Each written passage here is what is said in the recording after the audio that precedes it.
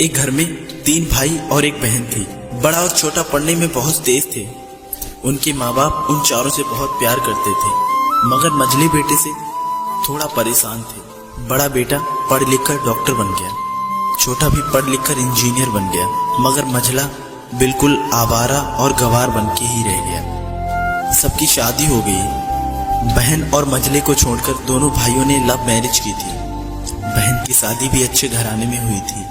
आखिर भाई सब डॉक्टर और इंजीनियर जो थे, अब मझले को कोई लड़की नहीं मिल रही थी। बाप भी परेशान और माँ भी परेशान। बहन जब भी मायके से आती तो सबसे पहले अपने बड़े और छोटे भैया से मिलती, मगर मझले से कभी नहीं मिला करती थी, क्योंकि ना तो वह कुछ दे सकता था और ना ही वह जल्दी घर पे मिलता था। पैसे पर वो दिहाड़ी पे मजदूरी करता था, पढ़ नहीं सका था ना, इसलिए नौकरी कौन देता। मझले की शादी किए बिना पिता गुजर गए।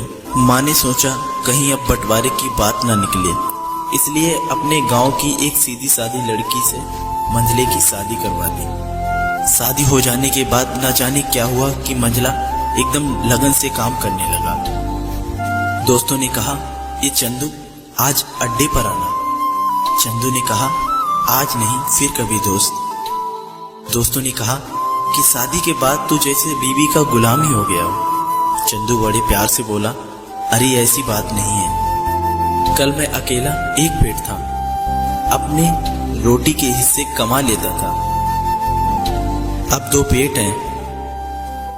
घर वाले नालायक कहते थे तो चलता था, मगर मेरी बीवी मुझे नालायक कहे तो मेरी मर्दानगी पर एक भद्दी कालिक है। एक पत्नी के लिए उसका पति घमंड और एक उम्मीद होता है। उसके घर वालों ने भी तो मुझ पर भरोसा करके ही अपनी बेटी दी होगी, फिर उनका भरोसा कैसे तोड़ सकता हूँ। कॉलेज में नौकरी की डिग्री मिलती है और ऐसे संस्कार सिर्फ माँ बाप से मिलते हैं। इधर घर पर छोटा और बड़ा भाई और उनकी पत्नियां मिलकर फैसला करती हैं कि जायदाद का बंटवारा हो जाए, क्योंकि हम दोनों लाखों के बराबर कमाते हैं, लेकिन मंझला ना के बराबर कमाता है। ऐसा नहीं होगा। माँ के लाख मना करने के बाद बंटवारे की तारीख तय होती है।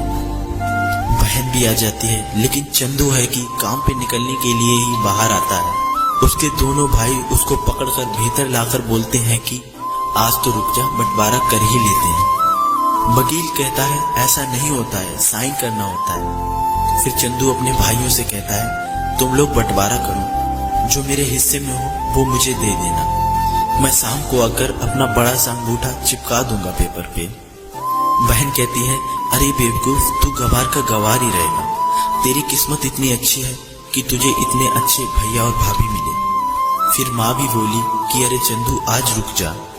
बंटवारे में 10 बीघा जमीन में दोनों भाई 5-5 बीघा जमीन रख लेते हैं और चंदू को पुश्तैनी घर दे देते हैं। फिर चंदू चिल्लाता है, अरे हमारी छुटकी का हिस्सा कौन सा है। फिर दोनों भाई हंसकर बोलते हैं, अरे मूर्ख, बंटवारा भाइयों में होता है, बहनों के हिस्सों में तो सिर्फ उनका मायका ही है। फिर चंदू बोलता है, शायद पढ़ा लिखा ना होना भी एक मूर्खता है। आप दोनों ऐसा करो, मेरे हिस्से की वसीयत मेरी बहन छुटकी के नाम कर दो। फिर दोनों भाई चकित होकर बोलते हैं, फिर तू? चंदू माँ की ओर देखकर मुस्कुराकर बोलता है, मेरे हिस्से में माँ है। फिर अपनी बीवी की ओर देखकर मुस्कुराकर बोलता है, क्या मैंने गलत कहा? उसकी पत्नी अपनी सास से लिपटकर कहती है, इससे बड़ी वसीयत क्या होगी मेरे लिए कि मुझे माँ जैसी सासू मिली और बाप जैसा ख्याल रखने वाला पति मिला। बस यही शब्द थे जो बंटवारे को सन्नाटे में बदल देते हैं। बहन दौड़कर रोकर अपने गंवार भैया के गले से लगती है और कहती है, मुझे माफ कर दे भैया, क्योंकि मैं समझ ना सकी आपको।